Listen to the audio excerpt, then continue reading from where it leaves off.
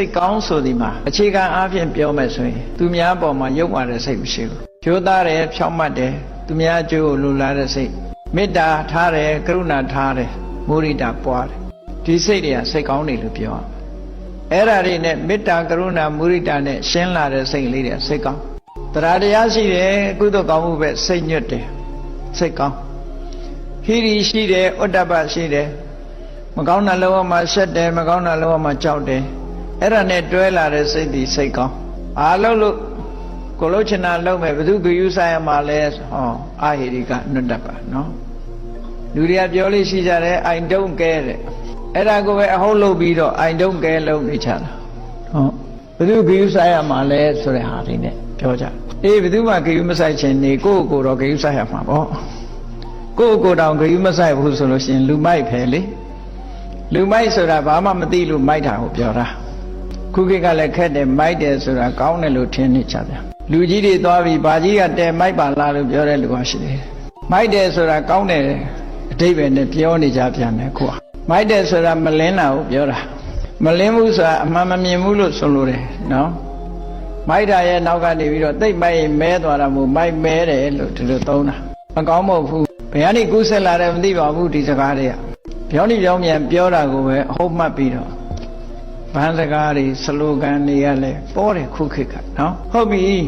အဲ့တော့စိတ်ကောင်းဆိုဒီမှာတရားနဲ့ရှင်တွဲလာတဲ့စိတ်ဟိရိနဲ့ဥဒ္ဒပနဲ့ရှင်တွဲလာတဲ့စိတ်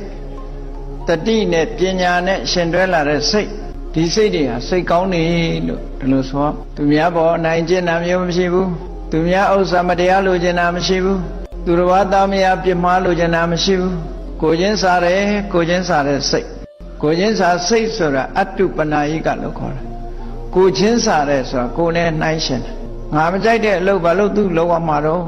ငါရိုက်ရင်နာမှာပေါ့သူ့ရိုက်လဲသူနာရှာမှာပဲမရိုက်နဲ့လေငါဥစ္စာခိုးသွားရင်ငါခံရခဲ့မှာပဲအဲ့တော့သူ့ဥစ္စာလည်းမခိုးနဲ့လေဒီလိုဆိုလိုတာပေါ့ကိုချင်းစားတရားဆိုဒီမှာကိုမကြိုက်တဲ့အလုပ်ကိုသူများအောင်မလုပ်အောင်ဒီလိုဆိုတာပေါ့ကိုချင်းစာတရားဆိုဒီမှာအဲ့လိုကိုအနေနဲ့ကွန်ပယားလုပ်တာအဲ့ဒါတွေကစိတ်ကောင်းနေလို့ပြောရမှာကိုချင်းစာနာတာမရှိဘူးကိုချင်းစာနာစိတ်မရှိဘူးဘယ်သူသေးသေးငတေမှာပြီးရောဆိုတဲ့စိတ်ထားမျိုးအရှက်မဲ့တဲ့စိတ်ထားမျိုးတရားတရားကင်းမဲ့တဲ့စိတ်ထားမျိုးပြောချင်ရပြောလုပ်ချင်ရလုပ်တဲ့စိတ်ထားမျိုးတွေဒါတွေကတော့စိတ်ယုံပါလို့ဒီလိုပြောရမှာပဲ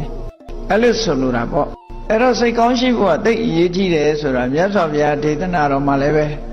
စိတ်ကောင်းမရှိဘူးဆိုရင်အပြောကောင်းအလုပ်ကောင်းမလာဘူးတဲ့မလာရင်ရစကဘာလာတော့ဒုက္ခပဲမကောင်းတဲ့အကျိုးတွေလာမှာပဲမြတ်စွာဘုရားရဲ့ဒေသနာတော်အလွန်ရှင်းတယ်မနောပုပ္ပိငမဓမ္မာတဲ့သဘာဝတရားတွေကိုစိတ်ကရှေ့ဆောင်နေတယ်စိတ်ကပဲရှေ့ဆောင်နေတယ်ဆိုပြီးတော့ဘုရားဟောတော်